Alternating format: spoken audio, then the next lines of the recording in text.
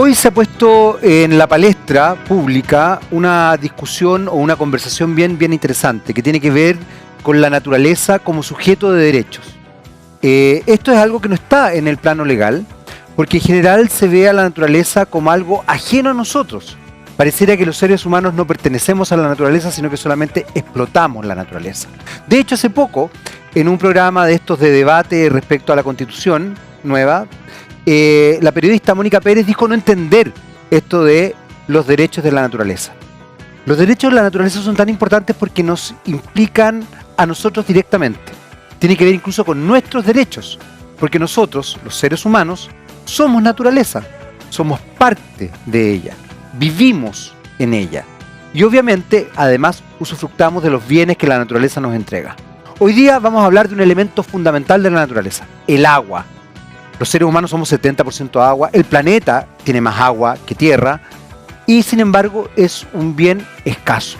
Vamos a estar hablando con el gerente general de una empresa que se dedica justamente a guardar agua para los agricultores. Todo eso lo vamos a conversar con demás. Acá en Lo Personal es Político, por las pantallas de TVX.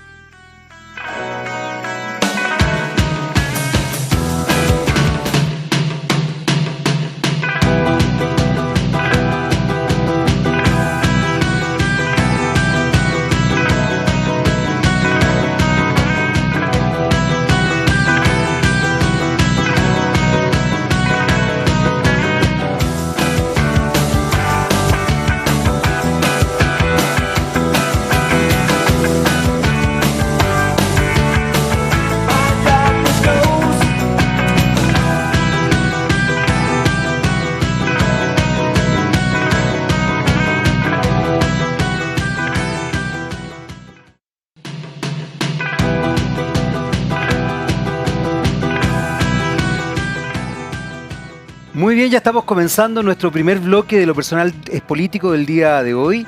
Y está con nosotros Cristóbal Rivas, él es gerente general de Wisecon, W-I-S-E-C-O-N-N, por acaso, para que sepan bien, ahí los van a salir en el GC y todo. Y vamos a hablar de un tema que es bien interesante, que de hecho voy a aprovechar una nota, más que nota, un debate que salió hace poquito en relación a la nueva Constitución, donde una periodista habla de lo sorprendente que a ella le resultaba, yo voy a ser bien honesto, no sé por qué le resultaba tan sorprendente, que la naturaleza tuviera derechos. Y también voy a aprovechar el momento para explicarles que en realidad que la naturaleza tenga derechos implica que nosotros vamos a tener derechos gracias a que la naturaleza tenga derechos. Cuidar la naturaleza, cuidar el medio ambiente, cuidar las distintas cosas que la naturaleza nos entrega es fundamental para que nosotros tengamos una mejor calidad de vida. Y dentro de esas cosas, algo que es tremendamente relevante es el agua. Y justamente Cristóbal y Wisecon tienen que ver con el tema del agua, el tema del cuidado del agua en un área bien específica que además a nosotros como país nos importa muchísimo porque por un lado somos un país minero, pero también somos un país agrónomo.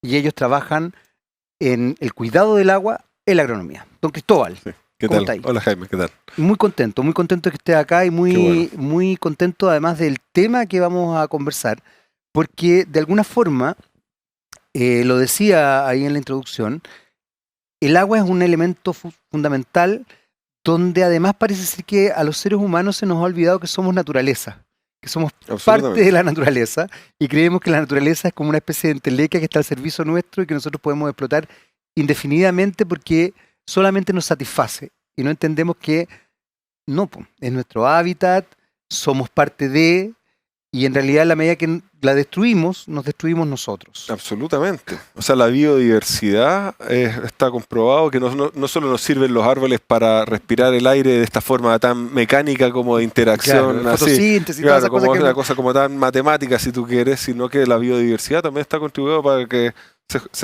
se sustente también todos los microciclos que subyacen a todo eso y que permiten que esto funcione. Y mira, aparte que más allá de que aunque uno quisiera, o sea, desde el punto de vista más práctico, o sea, ya en este planeta sabemos que una esfera, somos 7.000 millones de personas, esto es finito, alguna vez si no nos vamos a partir cayendo al agua. O sea, es buena la idea de la esfera. Es un límite. Claro, tenemos límites. Partimos comiéndola por acá y resulta que ya nos pillamos y si no nos caemos al agua en este minuto. Y esa es la realidad. Y yo creo que en verdad hay que, o quizás ya no nos estamos cayendo al agua, pero hagámonos la idea de que nos vamos a caer al agua y que hay que solucionar esto con los recursos que tenemos, con la tierra que tenemos, con el agua que se tiene que utilizar mejor, porque ya, si no, el barco se va a partir hundiendo, digamos. Claro que sí. Entonces, ya estamos en esa situación y hay que hacer todo lo posible, desde todos los ángulos. El agua y todas estas materias cruzan casi por definición todas las áreas de la sociedad, entonces tienen muchos niveles y son complejos de solucionar, pero hay que intentarlo, no nos queda otro lado. Hay un elemento que es bien interesante porque hoy día el pensamiento económico se ha ido formulando en torno no a la hiperexplotación, sino que a resguardar, en definitiva, lo que ya teníamos o lo que ya tenemos. El concepto de sostenibilidad se ha apropiado muchísimo como la idea de mejorar nuestro hábitat, entendiendo elementos económicos, sociales, culturales, pero también justamente medioambientales, y entendiendo que es una situación, como tú bien lo dijiste, me gustó mucho esta idea que conformaste, de algo que es finito y que por ende hoy día tenemos que restaurarlo. O sea, en general, tanto economistas como medioambientalistas dicen, ¿sabéis qué? La embarrada ya está. Ahora tenemos que empezar a ver cómo restauramos esta situación que ya está. Ya no podemos revertirla, ahora vamos a tener que restaurar. O mitigarla, o mitigarla, mitigarla o lo con más los posible. efectos, o de alguna manera.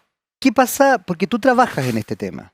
Ya nos vamos a ir metiendo más de lleno en tu área. Pero ¿cómo ves tú hoy día las dimensiones de conciencia respecto a un tema que es tan relevante y que parece ser que la gente de verdad no lo ve?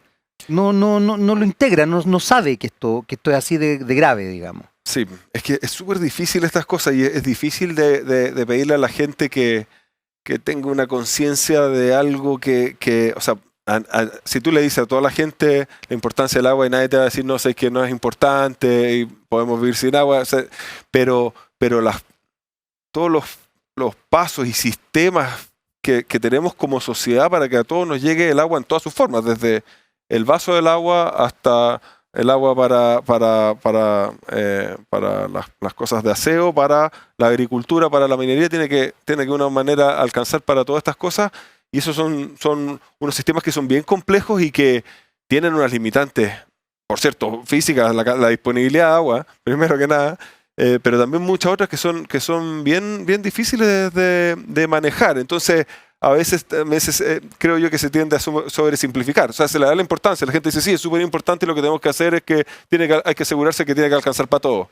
Bueno, pero eso es como una declaración súper buena. Declaraciones de buena crianza, claro, por así pero decirlo. después vamos a hacer, ¿cómo así es para que le alcance a todos? El agua piensa que, por ejemplo, bueno, hay una primera cosa que es embalsarlo, todo este tipo de cosas. En Chile confiamos mucho en la cordillera, entonces, en verdad, la capacidad de administración que tenemos de Chile en función en el instante que va bajando, porque si no la administras y no la repartes, se pierde, si es que no la embalsas, entonces es una cosa que es como muy instantánea, muy circunstancial. En un valle tú puedes tener un embalse, en el otro no, y por lo tanto cómo vas a tener que administrar el agua en ese lugar es diferente. Y lamentablemente las reglas hasta ahora que se han hecho para todo Chile son todas iguales. Por ejemplo, piensa que el reglamento en torno al agua es uno solo, en la práctica imagínate, aplica para el río Loa y para el Báquer, es la misma regla de cómo se debería repartir su agua. Es importante entender que Chile tiene distintas formas culturales, distintas formas de administrar el agua,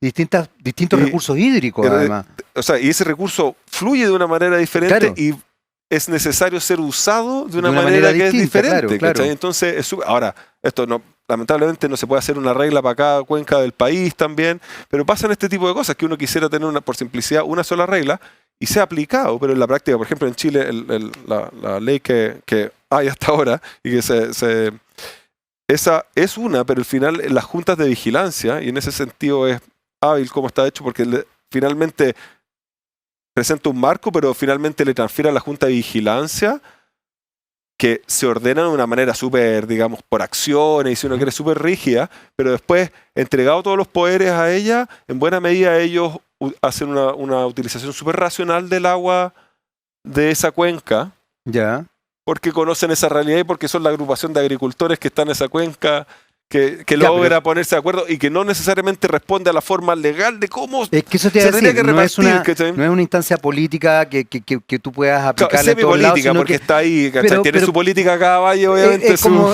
como el nombre de este programa, lo Claro. personal es político. Ellos armaron una cosa, pero porque a ellos los Claro. afectó ese... Uno podría decir que las reglas puede ser porque cómo se eligen los directorios de las juntas tiene que ver con la cantidad de acciones que tiene cada uno. Ahí hay, pero finalmente, dado eso que se puede discutir, termina dándosele el poder o la autonomía más o menos para que administren el agua en un lugar y en otro no. O sea, hay valles que tienen embalse. La ley hoy día reparte el agua en litros por segundo. Tú tienes 1 litro por segundo y tú puedes usar hasta 1 litro por segundo todos los segundos del año, pero no puedes usar 2 litros por segundo durante 6 meses del año y el otro no usarlo. La ley no te lo permite eso.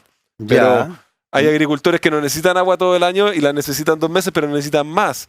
Y entonces, si es que hay un embalse, en algunos lugares han llegado a arreglos donde los que están debajo del embalse, los que están arriba del embalse, dejan pasar su agua en invierno para que sea embalsada, para que los de abajo lo usen en verano, y llegan a unos arreglos propios de cada lugar en los cuales no están repartiendo el agua estrictamente como la ley dice que debe ser repartida. Y eso me parece que está bien, porque, o sea, hace que se solucione y en la práctica llegan a un acuerdo en cada... Casi como la agricultura de terrazas, pensé yo, de una otra o sea, manera. pasa, de partida eso también pasa. Y los de arriba, o sea, lo que dicen, en verdad no es la agricultura de terrazas, es como la ley del gallinero acá, porque Sí, los porque demás el de arriba se- te caga el de abajo, se- digamos. y sobre todo aquí se va tomando el agua. Y hay algo que más allá de las leyes que tú vas a tener, los que están más arriba por naturaleza, tienen más ventaja. Porque aunque no tengan todos los derechos, es más fácil para ellos hacer así para el lado y que les caiga.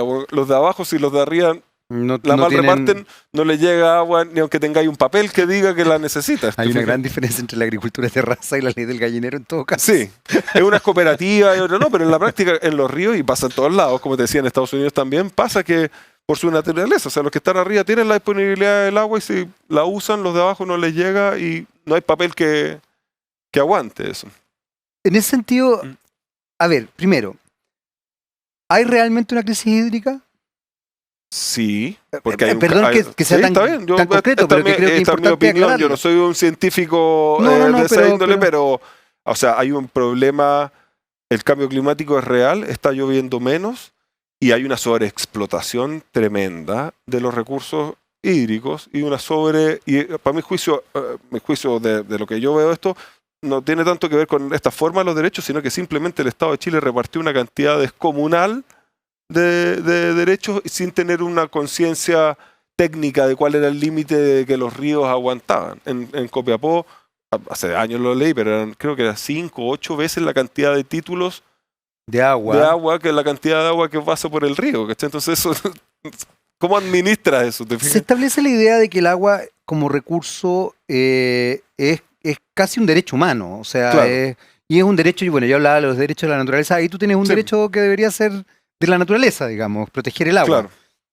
Desde ese punto de vista, ¿qué tanta conciencia, y aquí ya quiero que nos metamos un poquito en WiseCon, qué tanta conciencia hay del mundo agricultor en nuestro país respecto a esta situación? ¿Y por qué te lo pregunto? Porque yo creo que hay dos grandes elementos que constituye Chile económicamente. La minería, pero también la agricultura. Por cierto. Mucho terrateniente, o sea, bueno, inicialmente antes de la minería fue la agricultura, fue concretamente claro. eso.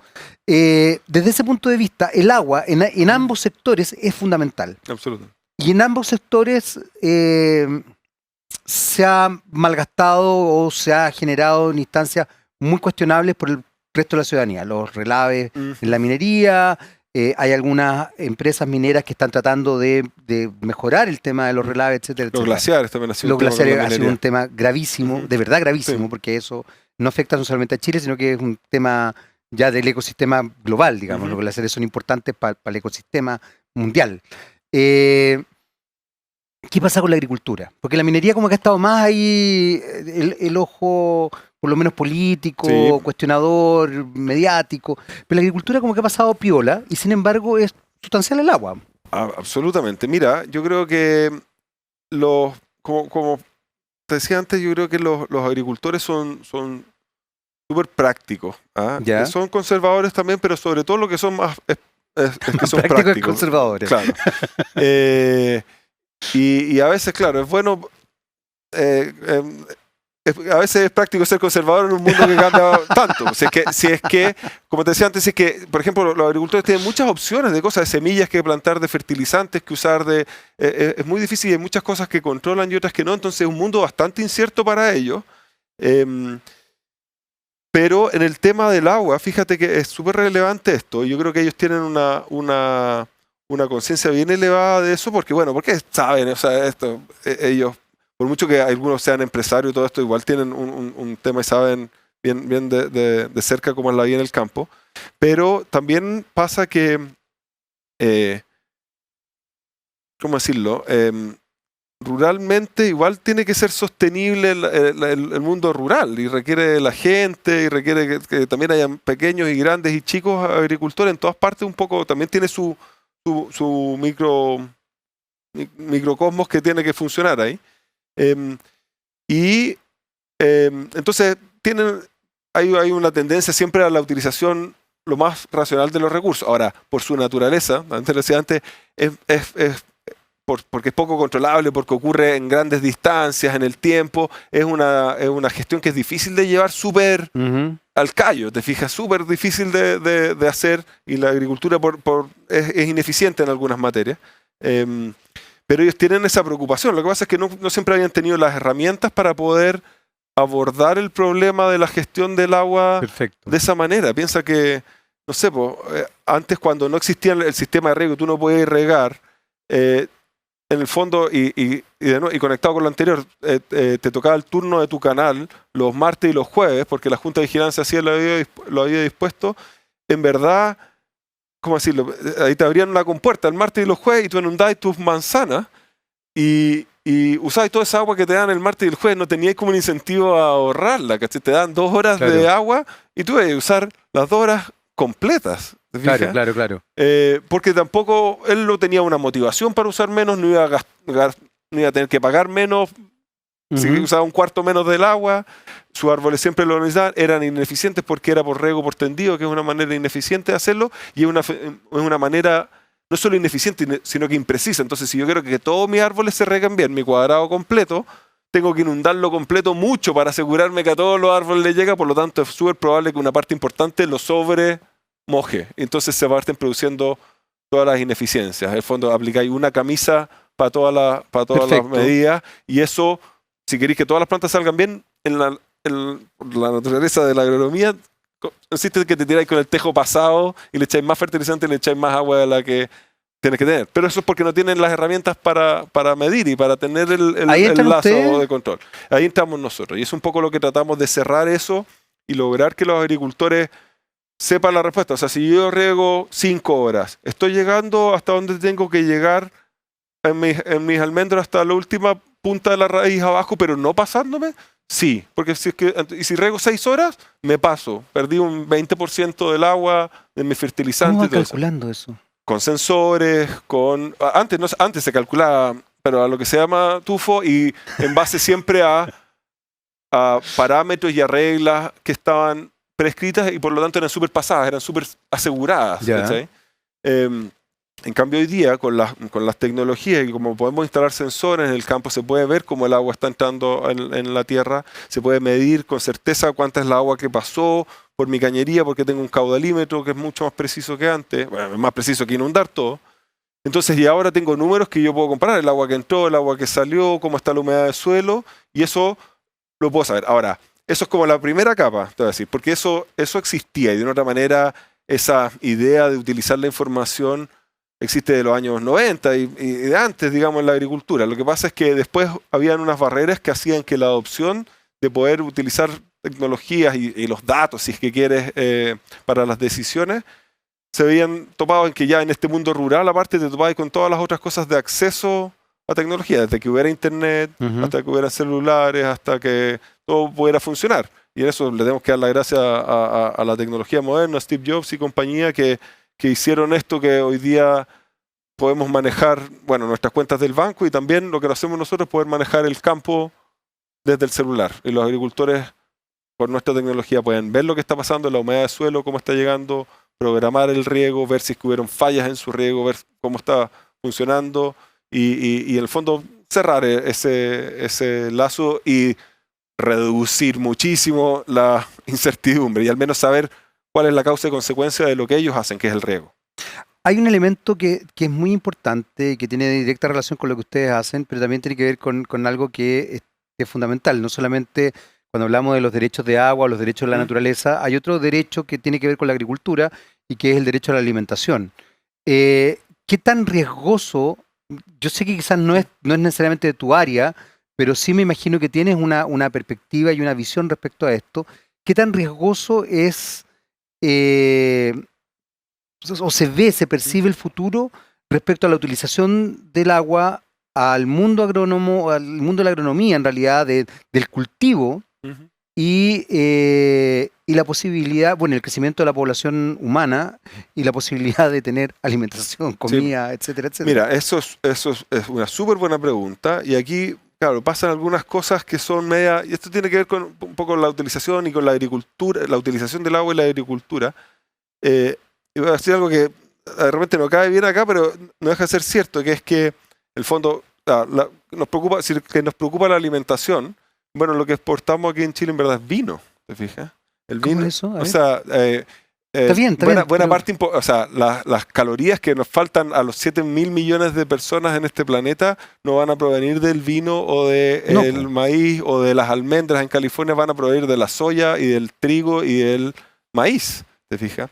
Entonces, ahora, habiendo dicho eso, o sea, si es que llegase a ser de que en verdad está faltando el alimento en el mundo, en Chile no te preocupes que nunca nos va a faltar, porque si podemos producir el vino maravilloso que podemos producir, vamos a poder producir alimento. Aquí vivimos en un vergel maravilloso, o sea, esto alcanza, piensa que ya nos da para... A pesar de las crisis hídricas, Sí, po. Ahora, eso, si es que tuviéramos que solo comernos lo que hay acá, lamentablemente dejaría todo otro vacío del cual también tenemos que vivir de las exportaciones, y la economía de este país, tú lo dijiste, es muy relevante. O sea, eso sí es que un caso, ¿cachai? Como súper hipotético, si es que lo que queremos, estamos preocupados del hambre, ¿se te fijas? Pero claro. Chile y la agricultura de Chile también vende cerezas y vende vino, que son muy Sí. relevantes, que nadie se está muriendo de hambre en el mundo por no comer cereza o no tomar vino. ¿Te fijas lo que te quiero Sí, decir? sí, sí, sí. Y eso tiene que ver con muchas otras cosas. También, por ejemplo, ahora hay estudios que dicen que los temas, los cultivos orgánicos, claro, son súper buenos para las personas, pero no son tan buenos para el planeta. O hay mucha gente que lo discute que sea tan bueno para el planeta por una cosa simplemente matemática. O sea, la agricultura está creciendo y en algún lugar del planeta se está quemando un poco de selva para hacer agricultura. Y la agricultura orgánica tiene un rendimiento que es un cuarto o un tercio o la mitad en los mejores casos que es la agricultura tradicional. Por lo tanto, utiliza mucho más tierra. ¿Te fijas? Entonces, hay toda una yo no quiero decir cuál es más bueno, cuál es más mala, pero es súper difícil de ponderar en su justa medida cada una de las cosas. Y uno dice, en Chile la alimentación o la agricultura, ¿qué tiene que ver con la alimentación del mundo? Aquí en Chile importamos la mayoría de las calorías, importamos el arroz, importamos el maíz, importamos trigo, entonces exportamos cosas que son de alto valor. Ahora lo hacemos porque es buen negocio. Si es que no fuera buen negocio, podríamos cultivar trigo y nos sobraría. ¿Te fijas? Pero en verdad estamos todos en este planeta, todos juntos, y alguien va a querer comer cerezas, ¿te fijas? Entonces es como... ¿Cómo se corta eso? Estaba pensando, mira, tenemos que hacer una breve pausa, Cristóbal, pero quiero tomar un poco eso porque creo que de alguna manera tú acabas de tocar un punto que es muy sustancial, que tiene que ver con cómo pensamos una economía, comillas, sustentable, verde, humana y vinculada con la naturaleza, que quizás tenga que ver con lo que tú estás diciendo. Vamos a hacer una breve pausa, volvemos inmediatamente aquí a Los Personales Políticos, por supuesto siempre por las pantallas de TV. Vamos y volvemos.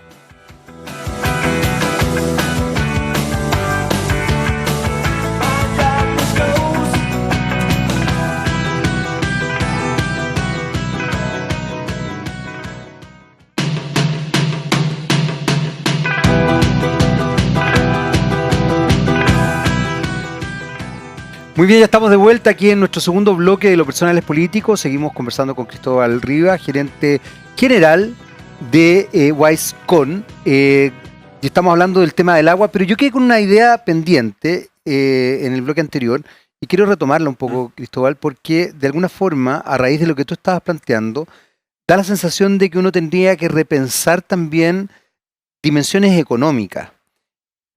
respecto a no solamente el uso del suelo, el uso del agua, sino que también casi como un elemento cultural respecto a cómo nos vamos constituyendo como sujetos económicos. Somos sujetos que estamos muy metidos en una sociedad de consumo, construimos identidad en el consumo, además, construimos identidad en cierto tipo de ropas, en cortes de pelo, o sea, somos quienes somos casi por lo que tenemos, más De que por acuerdo. ser. Es así, ¿no? Sí, pues. Y eso es un cambio cultural muy fuerte, muy profundo, muy complejo, porque a raíz de lo que tú estabas planteando, tomar estas otras conciencias implica de verdad Dejarlo. establecer una dimensión distinta como sujeto económico, pero también como sujeto. ¿Qué pasa ahí? Porque te lo preguntaba en el bloque anterior respecto a la conciencia que tenemos con el agua, pero aquí pusiste un elemento otro que es complejo, que no sé si te toca tanto, pero yo me imagino que tienes ahí alguna idea, que tiene que ver con esto otro, que es la parte como bueno, ¿qué me pasa a mí como individuo cuando somos 7.000 millones de personas? Yo lo dije al principio, somos naturaleza, pero parece ser que no tenemos conciencia de que somos naturaleza y nos importa un carajo la naturaleza y solamente la explotamos. El gran tema, creo yo, honestamente, a mí A lo que ver. me quita el sueño, yo como te decía al principio, yo cuando creemos esto había una motivación bien importante y la principal, en verdad, es generar un cambio en la conciencia, en este caso, de los agricultores y Sí, cómo utilizan el agua. Y para nosotros es fundamental eso. Para mí personalmente, el tema de cuál va a ser el mundo en el que van a vivir mis hijos es algo que realmente me quita literalmente el sueño. no eres el único. Y es súper relevante, como dices tú, lo que hacemos todos, y quizás va a ser más relevante lo que tengamos que dejar de hacer todos y los sacrificios que vamos a tener que Ese es un hacer gran punto. por las buenas o por las malas, ¿cachai? Y eso ojalá que sea por las buenas, no sé, pues ahí, Es que ahí como que se abre la Cristóbal, ese es un futurología. gran punto, porque nosotros todavía ficcionamos realidades que son factibles, que quizás nosotros no las vivimos, pero porque no tenemos conciencia, pero hay continentes con África, es un continente que la crisis hídrica es mucho más profunda que América, que América completa, Sí. Norte, Centro y Sudamérica. Y claro, como lo vemos lejos, es casi como esta idea de Brecht, ¿no? Le pasa a no sé quién y me preocupé, pero le pasó a mí, me está pasando a mí y ahora Sí. estoy angustiado. Yo creo que eso ha cambiado, honestamente. A mí me pasa. ¿Eres más optimista? Un poquito, o sea, lo que pasa es que esto, lamentablemente, y para estas cosas va a ser bien duro, porque hay gente que se tiene que morir y tienen que llegar sus hijos a cambiar el planeta. La gente tú no le cambia, lamentablemente. Pero es que no se puede cambiar la Pero mentalidad. muy poco, o sea, hay una ¿En serio? parte de la población, pero no vamos a alcanzar como seres humanos a hacer una campaña de concientización tan grande que alcancemos en vida transformarle la cabeza a toda esta gente. Lamentablemente, yo no creo. Ahí hay un elemento ¿Cachai? bien interesante, Cristóbal, porque A una parte importante sí. sí, es que eso También es quería... importante la parte que toma las decisiones, ¿cachai? También es importante la parte... ¿Tú sientes que ha cambiado un poco eso en el mundo más Sí. político? Porque lo que tú trabajáis es bien político también. desde Sí, ese punto de pero vista. yo me refería sobre todo al consumo de la gente, que yo creo que es lo más relevante en esa materia, ¿cachai? Esto que la gente, por ejemplo, se preocupe de lo orgánico. Y ahora está saliendo el tema de que la gente en Estados Unidos se está preocupando que no solo sea orgánico, sino que sea efectivamente sustentable, que no sea Bueno, hablamos bueno de para la mí, sostenibilidad. pero súper Dañino para el medio ambiente, dañino claro. para el medio ambiente o derrochador de tierra. Entonces esas son capas que se van poniendo una sobre la otra. Y claro, y pasa esto de que efectivamente qué va a pasar cuando los otros 800 millones de chinos que no andan en auto, partan andando en auto y usando blue jeans, y nosotros sigamos queriendo tomar vino. Nosotros ya tenemos cubierto el arroz y los blue jeans, pero queremos tomar vino, tener mejores autos. ¿Cuál es como esa dicotomía moral? Pues si los dejamos a ellos que tengan más cosas y en verdad estamos todos en este barco, eso es súper complejo, no sabría decirlo, pero yo creo que honestamente creo que lamentablemente se mueve poco, pero se mueve. O sea, hoy día se están discutiendo cosas que eran consideradas, pero boludeces reales hace media generación atrás, ¿cachai? Sí, Entonces, tan... o sea, el hecho de que estemos hablando de la biodiversidad y que a algunos países les preocupe lo que está pasando en otros países y eso sea siquiera un tema y la ONU hoy día lo que más uno puede opinar lo que quiera la ONU, lo que Sí, sea, bueno, pero como foco de noticias y de titulares y de movimientos y al menos chapoteo, si queréis, sí, sí, no sí. tanta acción. Pero eso no existía hace 50 Sí, tenéis y razón 60 en años eso. atrás. Ahora, es cierto que hace 200 años atrás no contaminamos el planeta como lo Bueno, pero es que eso contaminamos también y tiene que tenemos ver, una carrera... a eso eh, también me parece muy interesante lo que dice Cristóbal, porque de alguna manera la revolución industrial marca un precedente de destrucción del planeta. sí, Creo que han habido otras evoluciones importantes en cuanto a los derechos de las personas, equidad de género, o sea, hay miles de cosas que tampoco hay que ser tan brutal. claro. Pero efectivamente la revolución industrial marcó una distinción, estableció una distinción respecto al planeta muy O sea, potente. va a ser eso Ese cuando es los el que, geólogos en 10 millones de años más van a ver una capita de tierra, van a... Por lo decir, que van a ver, acá aquí empezó la partió cagada, la cagada, digamos. ¿cachai? Y va Claro, a ser en claro, es que como, 1800, pues, es ¿cachai? de Sí, hecho es así de concreto. sí. Y ahí empieza esta verdadera carrera Bueno, por eso es que eso, tecnológica. lamentablemente, aunque los otros temas son súper relevantes y urgentes, la pobreza y la equidad, este puede ser literalmente mortal, ¿cachai? Para Exacto. miles de millones de personas. Entonces, con este sí que tenemos una carrera ineludible, lamentablemente, de supervivencia o de... Ya, pero tú estás metido en un área que es no, por favor, no te sientas presionado, pero de alguna manera tiene que ver con supervivencia. El Sí, tema, pues. el déficit hídrico Y la y la agricultura, y la vamos a tener agricultura que seguir son, haciendo. bueno, lo hablábamos en el bloque anterior, tiene que ver con la alimentación, tiene que ver con la economía, tiene que ver con, en el caso de Chile también, pero además tú estás metido en el área del agua y sin ánimo de ser apocalíptico, uno podría pensar en estas películas tipo Mad Max, entre paréntesis me Sí. gustan mucho, ¿ah? Pero que efectivamente tú ahí te das cuenta que el recurso del agua es un recurso jodido. Y pongo el caso de África, porque yo creo que África, algunos sectores sí tiene ya vive Mad Max, Sí, ya lo vive. Nosotros todavía estamos con la, como dicen los argentinos, la canilla que se abre, que es la llave, y sale agua. agua. Sí. Entonces no pensamos, todavía tú dices, oye, no sé, me lavo el pelo todos los días, o me baño todos los días. Cuando quizás en un tiempo más no sea, no te vas a poder bañar Claro. todos los días. Eso es lo que pasa en California, a la gente no le dejan regar su jardín. Y lo tienen Bueno, que claro. estar obligados En a ese dejar que sentido, se seque. ya, eso es súper interesante. Desde tu perspectiva, porque tú estás trabajando con agricultores, pero también me imagino que vas viendo ese tipo de cosas. ¿Ha habido un cambio respecto a eso? Por ejemplo, puede sonar frívolo, pero el paisajismo en la ciudad. Sé que te ¿Sí? puedo sacar un poquito de esto, pero O sea, yo lo veo, ha pero es pasado. importante. Yo era de los que alegaba, y todavía, por ejemplo, en La Reina todavía alego porque hay unos bandejones así gigantes de pasto que no lo usa nadie. es que a mí Y eso- aquí entiendo que en Vitacura ya partieron cambiando harto y se está haciendo por motivos prácticos, pero simplemente no había agua y se están cambiando. Y yo creo que además eso es bien relevante. habiendo Y el una pasto vegetación maravillosa, autóctona, autóctona, capeumo y quillay, cosas claro, que crecen bonitas. y pucha, por último pon bolones de entre medio de los peumos, Sí, se puede hacer o pon algo. cactáceas. Y requieren o- menos mantención de todo tipo, también hay que podarlos, se mantienen mejor, ¿no? Yo creo que eso es súper bueno. Se está haciendo, también se partió haciendo en California hace mucho tiempo y de otra forma hay gente que tiene como una fijación con el verde y con el verde. Y a mí también es una cosa natural, pero si es que el pasto es como bonito para ir a echarse o para jugar fútbol, para el resto de las cosas en verdad es un derroche Es un derroche de agua. de tiempo, espacio, de recursos, requiere una cantidad de mantención, un cuidado,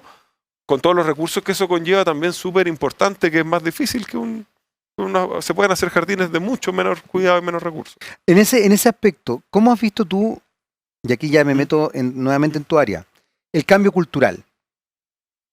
Decíamos que los agricultores, tú me decías, son prácticos, pueden ser conservadores, Sí. pero son fundamentalmente prácticos. ¿Tú sientes que ellos empiezan a tener una sensibilidad distinta respecto al agua? Pero sensibilidad, no ser pragmático, Sí, sino que yo como creo que decir, sí. oye, esta cuestión de verdad que tenemos que cuidarla. Sí, absolutamente. Mira, yo no creo que antes no la andaban cuidando, simplemente No, yo creo que vivían nomás en su realidad. iban haciendo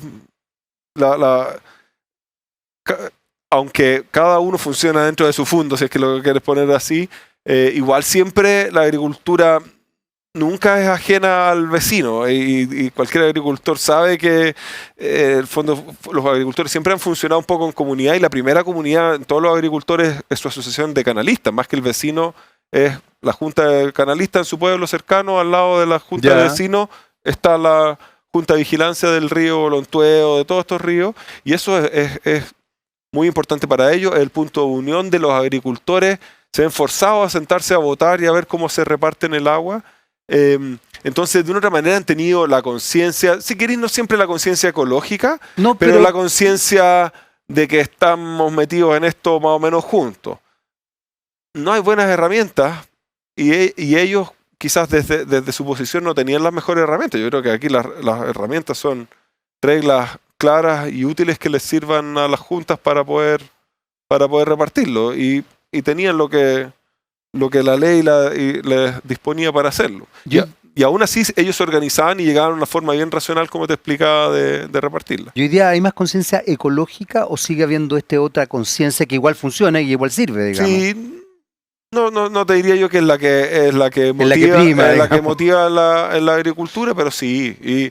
Y también hay regulaciones, todo. Nosotros no tendríamos conciencia de ponernos el cinturón si es que no nos hubiesen forzado a ello. Y ahora todos nos creemos que siempre lo hubiésemos usado, ¿cachai? Entonces hay unas cosas que es bien... Bueno, claro, es como que sí. Está la regla y lo que uno considera correcto y a veces cree que falta la regla para lo que considera correcto y hace al revés. Es raro, ¿cachai? El fenómeno, claro. Sí, yo creo que sí, también pasan cosas como que lo mismo, los mercados están demandando productos que tengan menor huella. En el agua ha sido medio difícil de traquear, por lo tanto no se le ha podido como poner el sellito y decir estas uvas son súper eficientes en agua, por ejemplo, porque es muy difícil de hacer.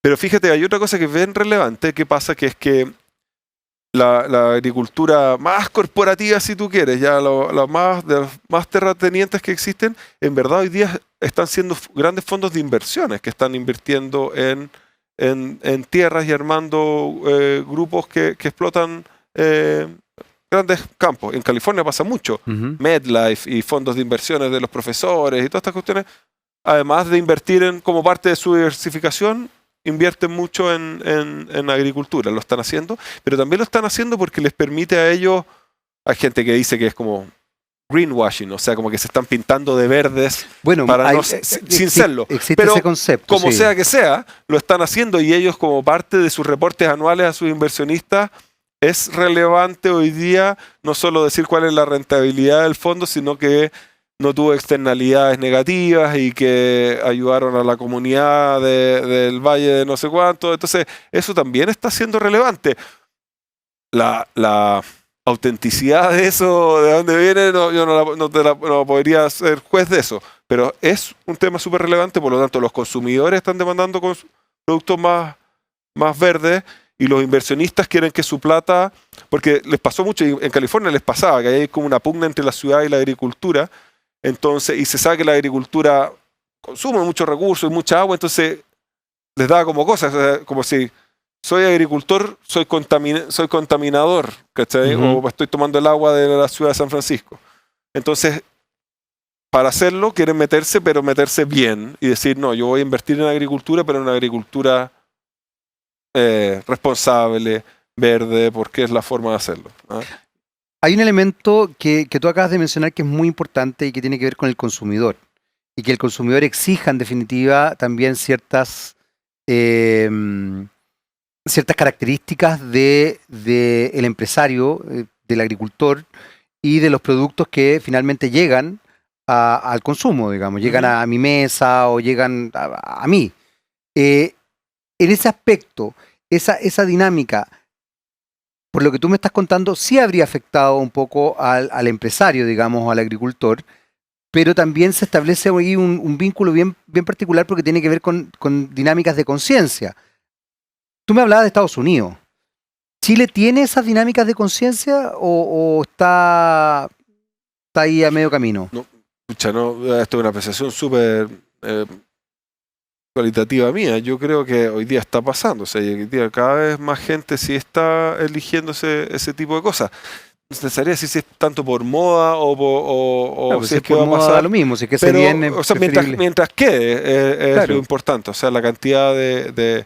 Yo soy vegetariano hace 11 años ya y hace 11 años no era posible pedir, aquí me miran como loco, ¿cachai? Cuando entraba en la cuestión, ¿cachai? Era, ¿por qué? Me hacían preguntas y hoy día es súper común y es cada vez más común y la mayoría de la gente lo hace, como en mi caso, que no es por un tema de la conciencia animal ni mucho menos, sino que también por un tema de tener una huella más baja. Si es que puedo reducir un poquito mi huella en un área, lo voy a hacer y eso está pasando. Y eso, al menos desde mi punto de vista súper personal, puedo ver, porque antes me costaba mucho más y hoy día es un lugar harto más común. ¿En todos los ámbitos te pasa que si, no sé, comprar comida vegetariana en un supermercado, en retail, en un restaurante, puedes ir a un restaurante Sí. donde ves de todo y va a haber un plato vegetariano que no Sí, sea al menos necesariamente una lechuga? ensalada. Sí, claro, hoy día pasa más, pero hace 10 años era así. Y aparte era como, ¿qué te pasó? ¿Qué te pasó? ¿Que tenías una ¿Por qué caíste enfermedad? en ¿Por qué esto? caíste en esto? ¿Qué religión? Una cosa así. Eso pasaba mucho. Vamos a hacer una muy breve pausa, pero quiero dejar planteado algo relacionado con cómo nace WiseCon. Que desde dónde, cuáles son las motivaciones que hacen que aparezca esto también, porque tú eres ingeniero electrónico Sí. y sin embargo te metiste en esta área que es bastante vinculada a una actitud muy ecologista, o por lo menos Sí. de conciencia verde. Me imagino que no está solamente en una idea del greenwash, porque Sí, ¿no? sino que es más honesto, genuino. más genuino. Vamos a hacer una breve pausa, volvemos inmediatamente con nuestro último bloque de Lo Personal es Político, por supuesto, por las pantallas de TVX. Vamos y volvemos.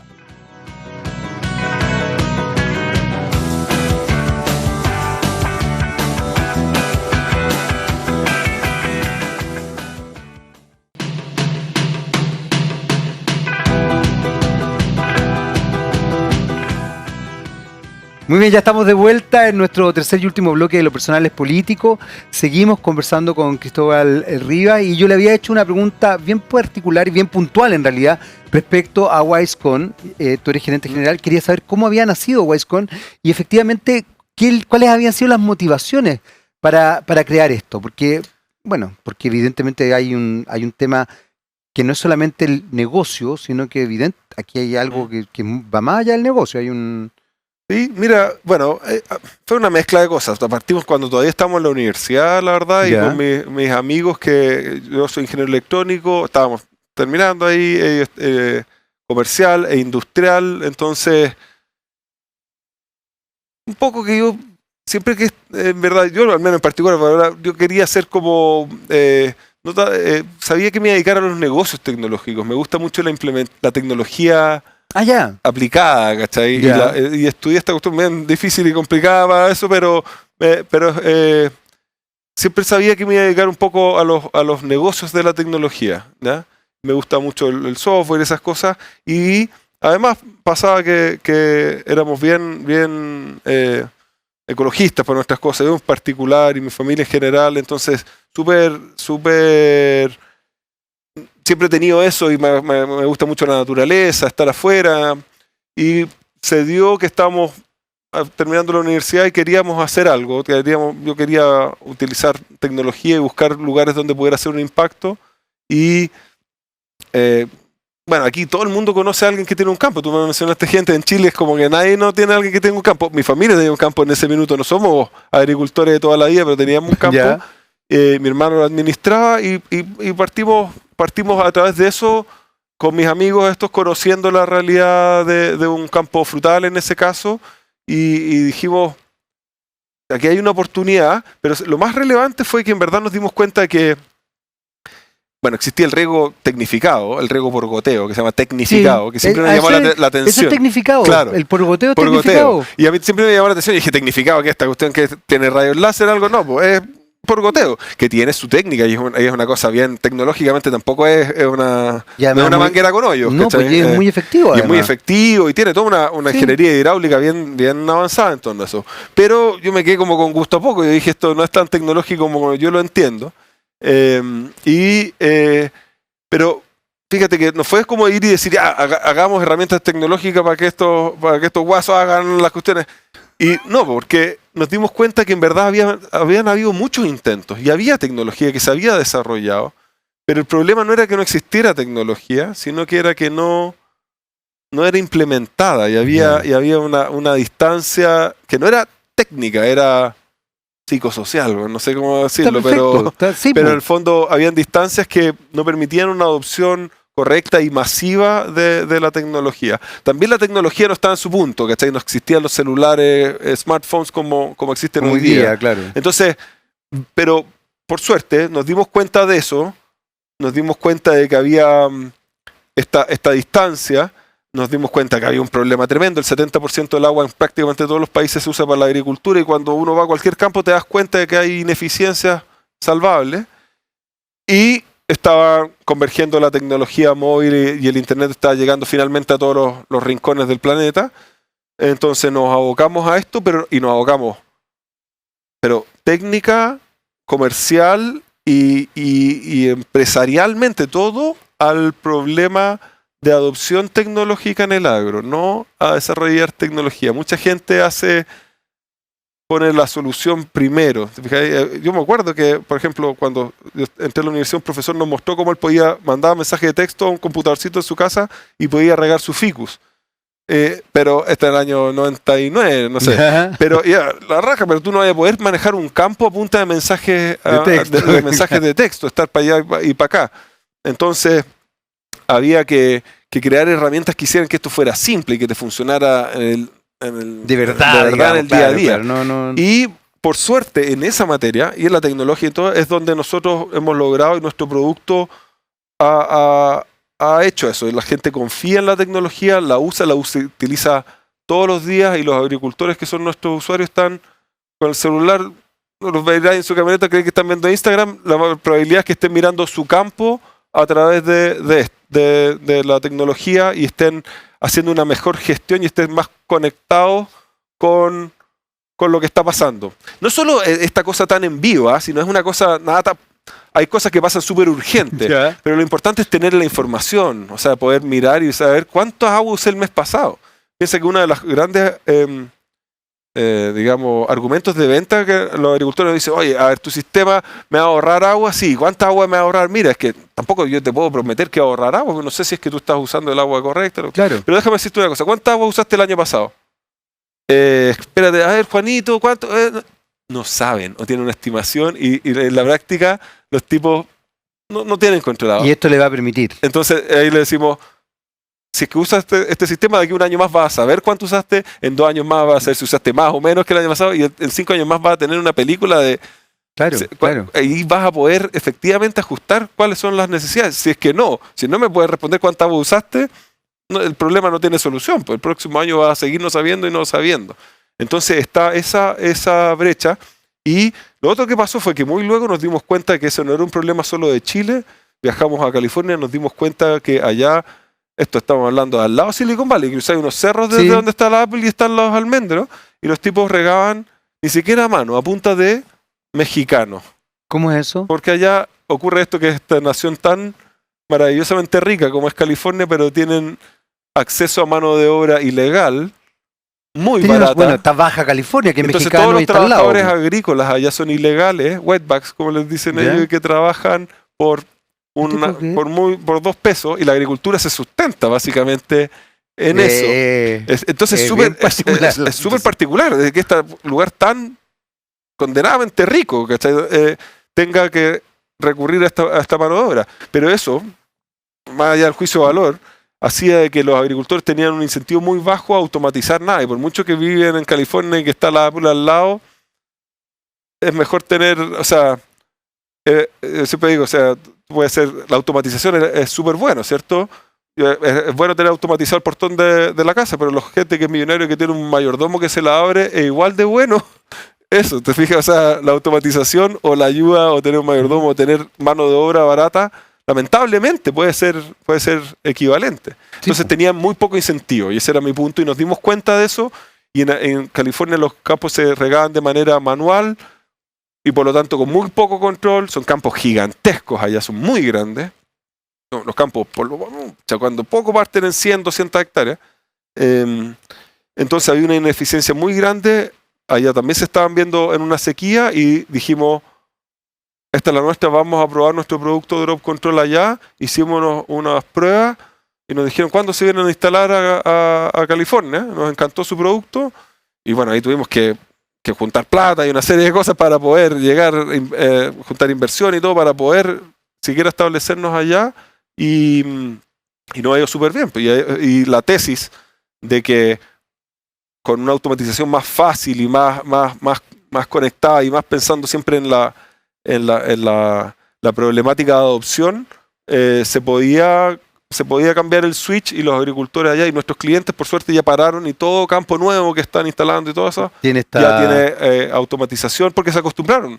Es lo mismo que le pasa a uno, o sea, si después ahora ya nadie quiere ir al banco, porque si al principio la gente le da nervios y decía, ay, ¿cómo voy a transferir plata? Pero ahora ya no quería ni conocía dónde está la sucursal. Entonces se van como quemando algunos puentes y ahora la gente, pero ese puente tiene que ser seguro. El agricultor tenía que partir cruzándolo, ahora se da cuenta, ahora puede confiar en la tecnología, porque también había pasado que le habían prometido muchas cosas y no habían funcionado. Entonces eso yo creo que ahí terminamos de cerrar este lazo. Ahora lo hicimos en California y estamos planeando ya hacer un crecimiento más global porque es un problema que es mundial. Es mundial y está en todos los lados donde la agricultura se aplica, que es en todos lados. Exactamente. Cristóbal, se nos acabó el tiempo, el tema sigue. Se nos acabó el tiempo. Cristóbal, muchas gracias por haber estado acá con nosotros. Gracias, fue un gusto. Y felicitaciones, de verdad, es buenísimo lo que están haciendo. Muy entretenido. Porque además están ayudando al medio ambiente, que yo creo que eso es muy importante. Y bueno, ya lo saben, tomen conciencia con respecto al agua. Hay crisis hídrica. Somos un país agricultor, además de minero. Bueno, esperemos que también vayamos generando otras instancias, como por ejemplo lo que hace Wisecon. Tenemos, como dijo el Premio Nacional de Ciencias José Massa, tenemos un gran capital acá, en la cabeza. Así que póngale onda en la creatividad. Nosotros nos vemos en un próximo capítulo de Los Personales Políticos, siempre por las pantallas de TVX. Nos vemos, chao.